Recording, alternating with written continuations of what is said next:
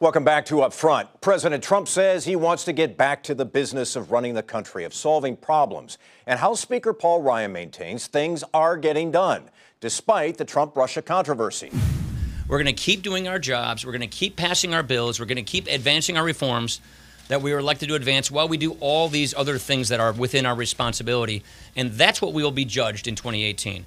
Did we make people's lives better? Did we solve problems?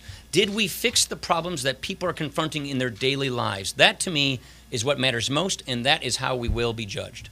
In particular, Ryan wants to move on to comprehensive tax reform.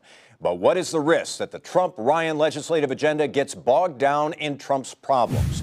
We're asking ABC News political director Rick Klein in Washington. Rick Klein, thanks very much for being with us today. Give us a sense, your sense, of what the Russia-Trump investigations are doing to the president and to Speaker Ryan's legislative agenda.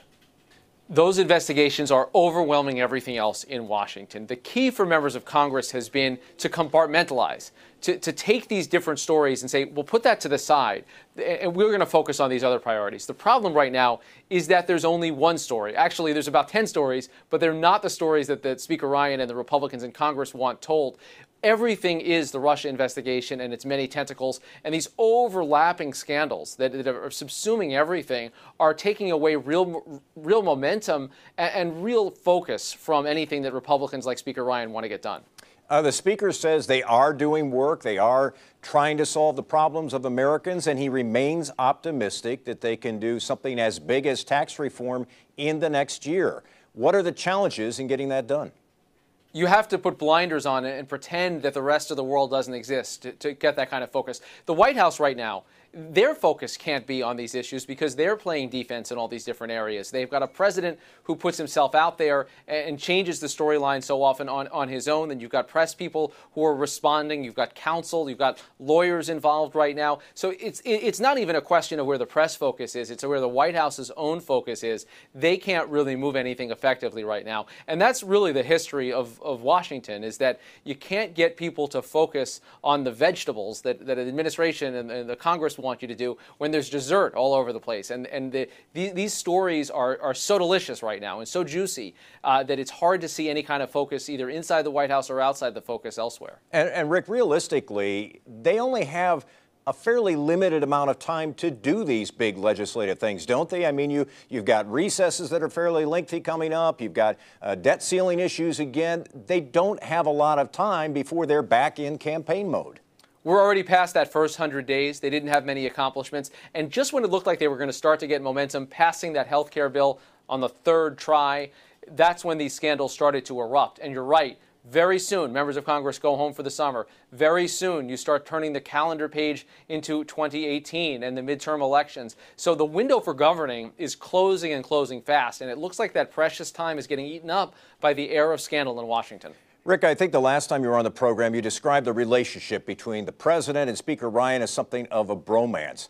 The Speaker has defended the president in recent weeks. So does the bromance continue? And if so, why?